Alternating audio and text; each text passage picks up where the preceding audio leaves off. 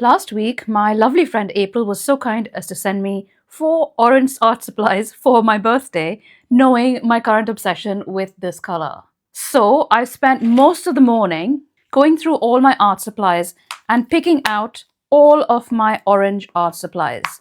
So at the present moment, I have this many orange art supplies. Who knew, right? Today I'm going to swatch out all of my orange art supplies, and I'm going to attempt to make an artwork with just these. There are shades here from soft apricot all the way to a deep dark orange and a burnt orange as April sent me, to burnt sienna, which actually in the Staedtler pens I would consider as a very dark orange, as well as red oxide, again on the darker side of orange. I also have 2 metallics here and a slightly pinky orange, which is flamingo orange. The other thing I'm worried about is getting a dark enough shade.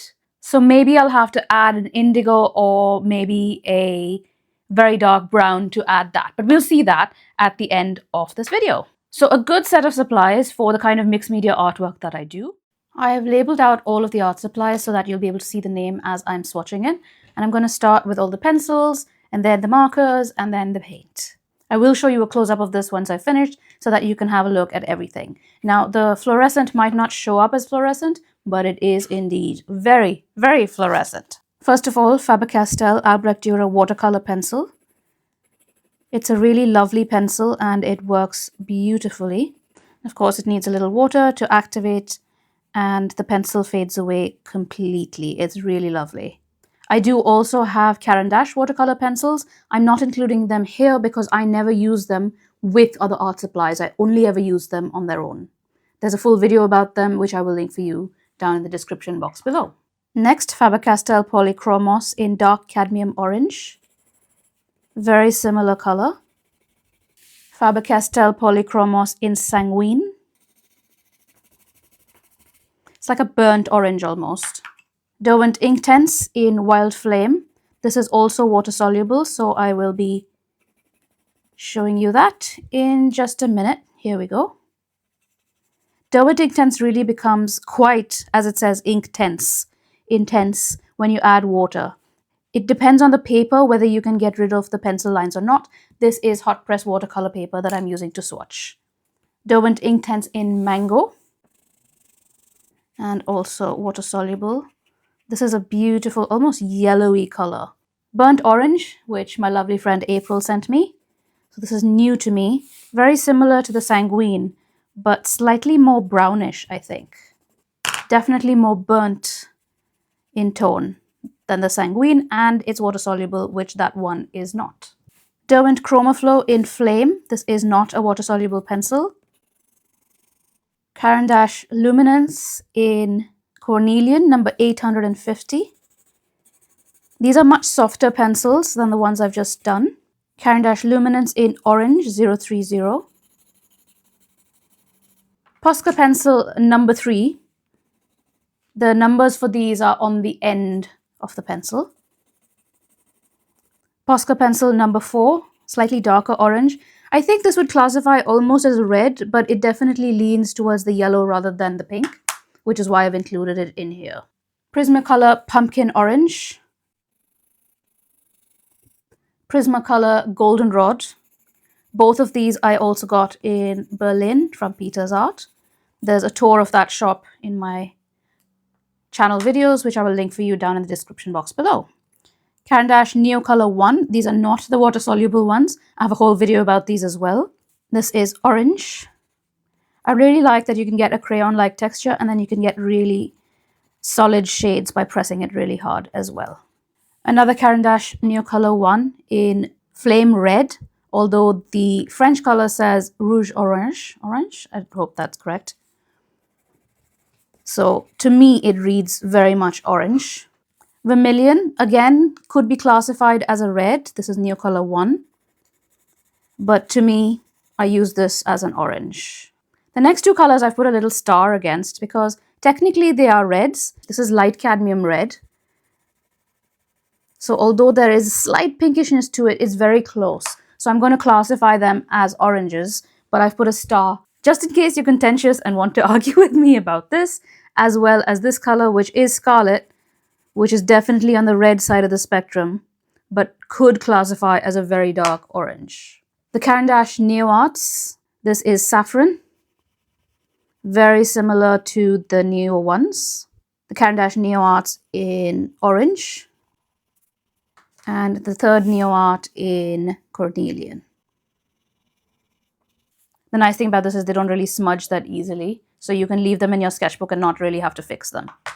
Caran Neo Color 2s, these are water soluble. This is Fast Orange. There you are. And then the other one, which I've put a star against, which could classify as a pink, is Apricot. But I think of this as a lighter pinker orange as well. So here we go.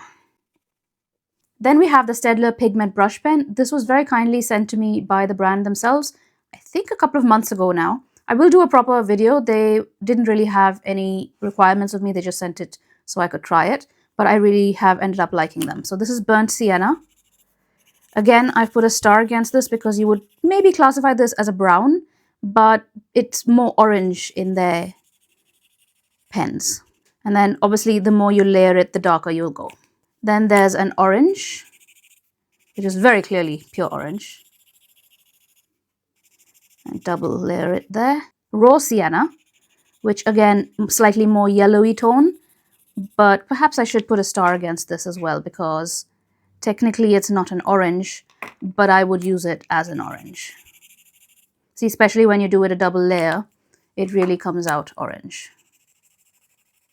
One of my favorite pens, Tombow, which I think is actually going to be replaced by the Staedtlers eventually, because the Staedtlers are permanent when dry and the Tombows are not. But I still love the juiciness of these nibs. Caran Pigment Deco Brush. This is Pastel Pumpkin. Very pale orange, very similar to the Apricot, but a little bit lighter. Pastel Orange. Another slightly more corally apricot color, but it's clearly labeled Pastel Orange, which is why I included the apricot as well. Then there's Amber. And then Posca pens. This is Orange number 4. Light Orange number 54. There's that sort of apricot-y color again. And Bright Orange number 3.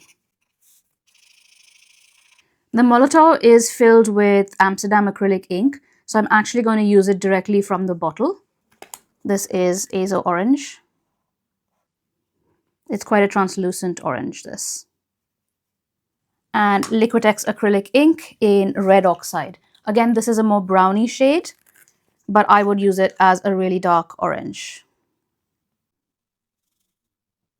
Now we're coming up to the paints. So the Roman Schmoll watercolor in Aquarius Orange. Absolutely gorgeous color. This is the one that made me buy the Roman Schmoll Urban Sketchers sets. The Kuretake Gansai in Cadmium Orange. These are not watercolors, they are Gansai paints, although they are marketed as Japanese watercolors. It's a very different feel to watercolors. And they sometimes have a slight shine when they dry as well. The Cotman by Winsor & Newton, student grade watercolors that I have used for years. Cadmium Orange Hue. This is one of the ones that April sent me, Holbein watercolors in Flamingo Orange.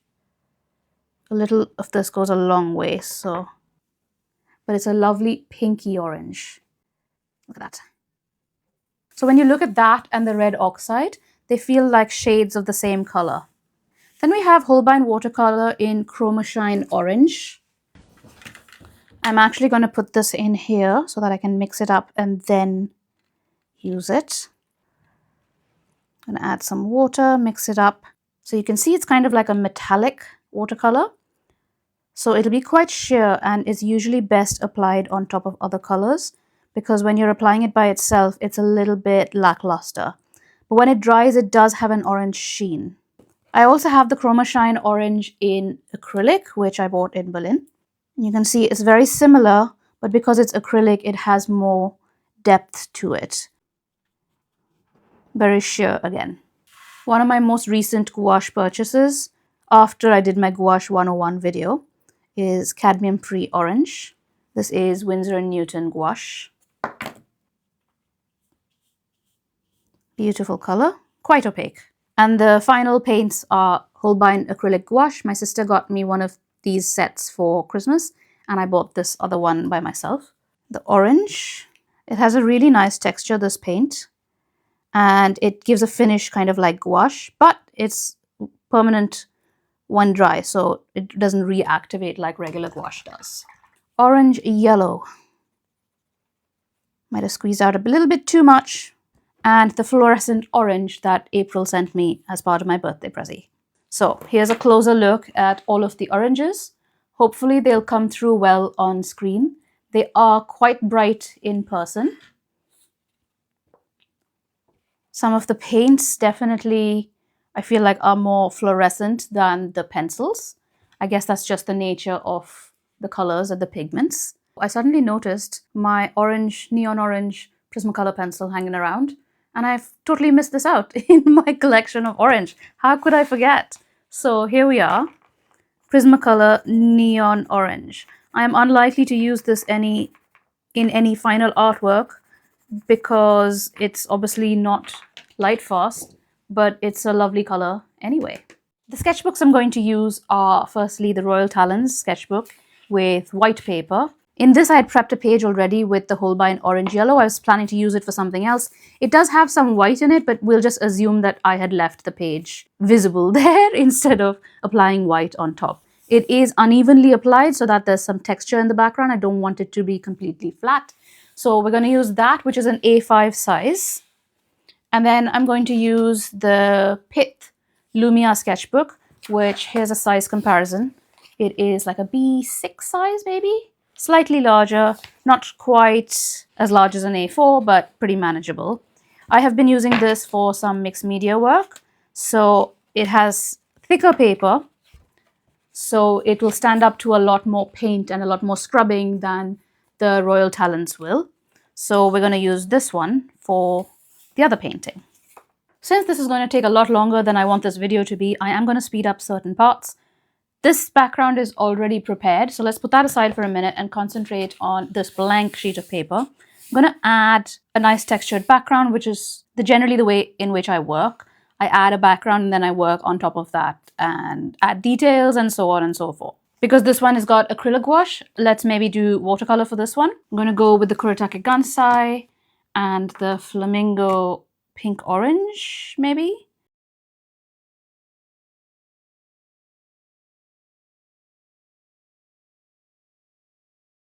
The thing I love about the Kuretake Gansai pans is that you can put a big brush in and scoop it around. Maybe a bit lighter in the top, a bit more water. This is exactly how I create my backgrounds. I'm not too precious about it. I'm just creating a nice texture to work over.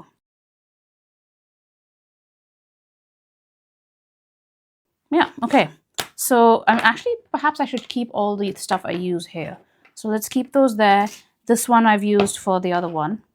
Okay, so let's see how many we end up using.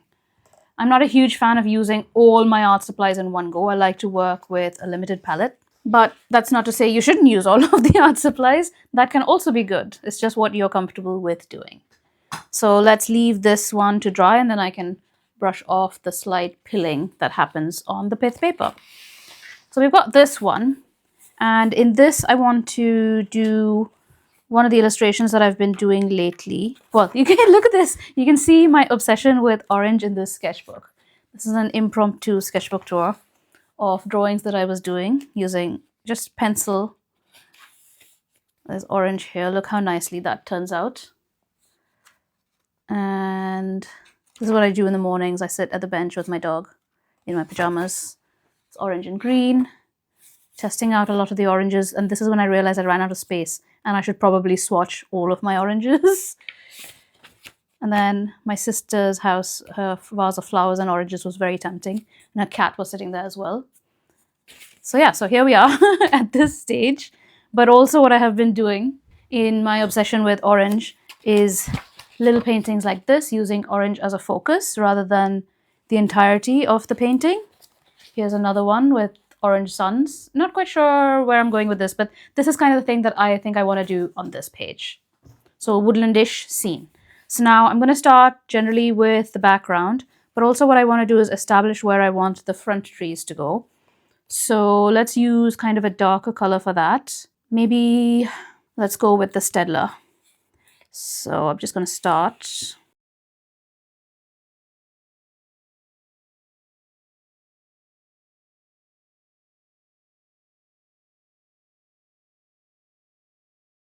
If you'd like to draw along with me, that would be great. Please do let me know in the comments if you did, if you took out all your oranges and began to make something.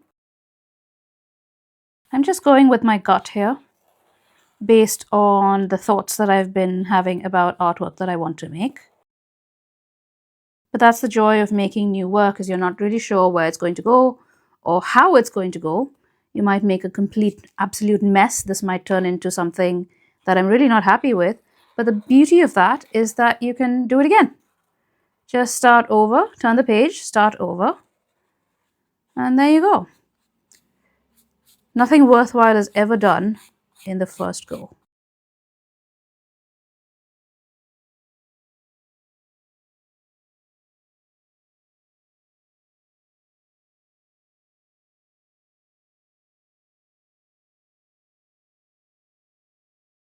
These trees are inspired kind of by the trees that I saw in Cornwall a while ago. This must be a couple of years ago now, since I was in Cornwall last. But the trees kind of bend in the direction of the wind. And I always thought that was really cool. Right, so we've got the foreground. I might have to darken it a bit later. Oh, let me put this down here. We used that. Maybe it needs a little bit more sort of texture in the front. This pen is filled with the Amsterdam Azo Orange ink. Oh, this is not very dark at all, is it?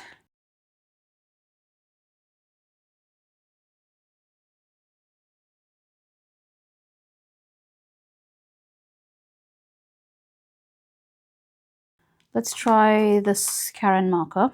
This is the pumpkin.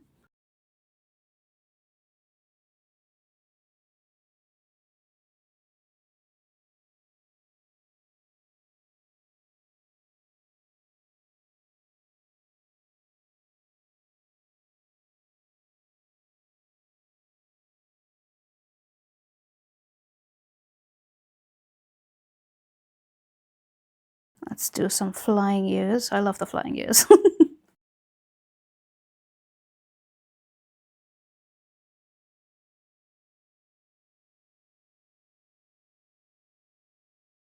That's not really dark enough for the front, so what I'm going to do is use this again and add it over the top.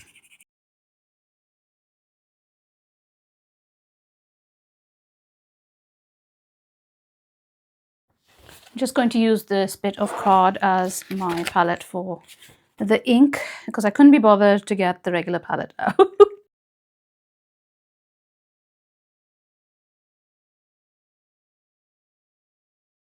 Do some squishing. Yeah, there we go. See, it gives us a little bit more dimension instead of being so flat.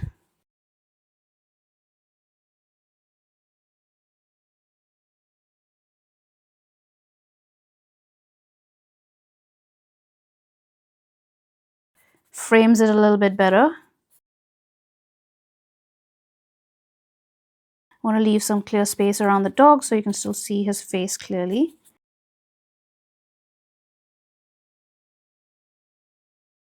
Oh no, I don't like that, don't like that. Oh no, let's put some water and get rid of that. Yeah, okay, that's fine. I'll just have to redo the dog in a bit, but that's okay.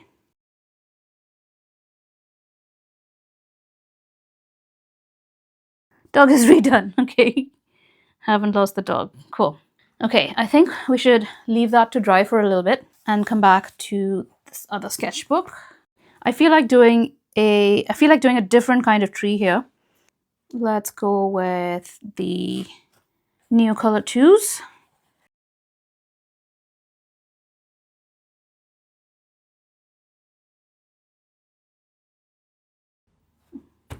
Get off some of the color.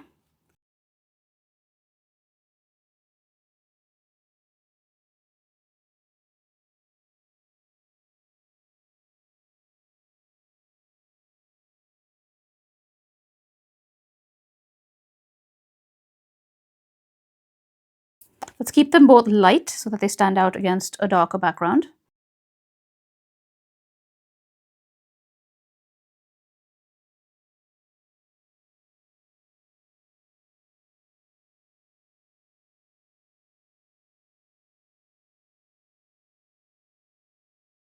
Kind of dry now. So I think I'm going to use some of the Aquarius Orange for this.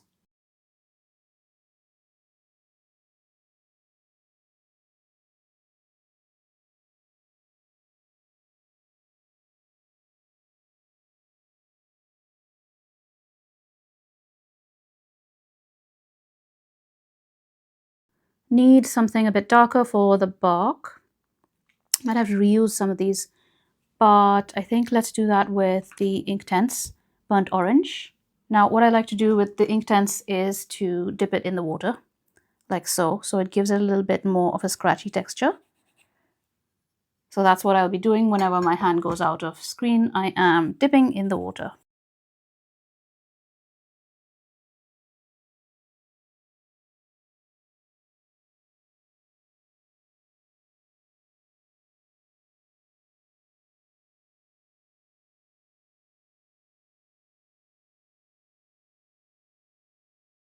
I forgot to mention there are no references for this. So if you're drawing, it's entirely from my imagination. So, well, just literally just imagine something and draw it. That's mostly how I do my work. If I don't know what something looks like, I will look at a bunch of references, but then I'll put them away before I start drawing because I don't want to, first of all, copy anybody. And secondly, I want it to look a bit more realistic and a bit more illustrative at the same time. So I want it to look like what it's meant to be like, but I don't want it to look like a particular picture that I saw. I don't know if that's comes through clearly, if my meaning comes through.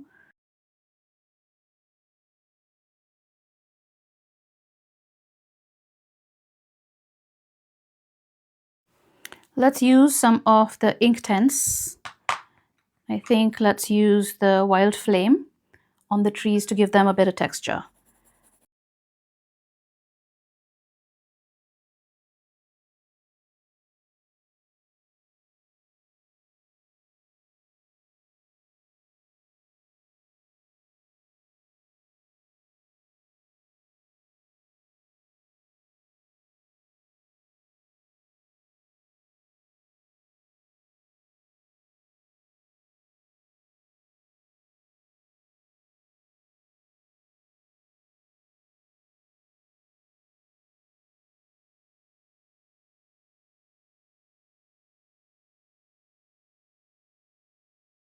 I think we need to let that dry again, to be honest. Gonna have to wait quite a bit, so I might actually take the dog for a walk and come back and show you the next stage.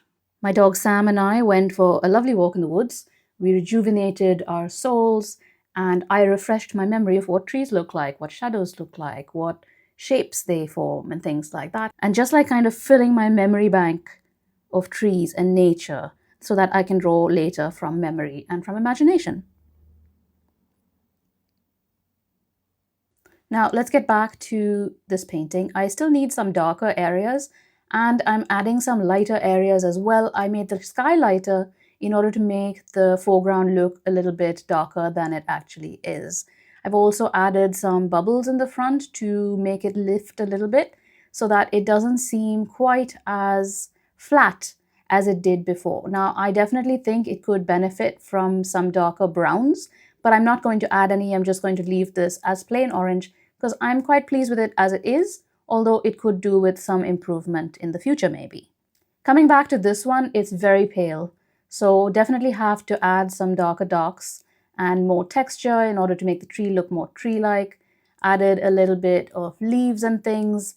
The dogs are really not standing out as much as the other paintings, so I think for this one, we'll add a little bit of brown. I'm using just the Caran markers. If I added a little bit of indigo to the orange, I would get approximately the same results. But just for convenience's sake, I'm going to use the Caran marker. The moment I add that darker dark, the dogs stand out, the foreground becomes the foreground, the tree becomes a bit more prominent, and I'm going to add a little bit of grasses in the front again to create dimensionality. Overall, I'm happier with the moon scene than the tree scene. But when you're working with just orange, that's what happens. Sometimes you win them, sometimes you don't. But now I have a better understanding of all the oranges I have, how to use them, how to mix them, how to layer them. If you've drawn along with me in oranges or your other favorite colors, please let me know in the comments. Here are all the materials that I used for this. I think I got the majority of the shades, and the ones that I didn't use are pretty much the same shades of what I've already used. They're not that different. Maybe in another video I might try and use those ones. In the meantime, thank you so much for watching, and I will see you in my next video. Bye!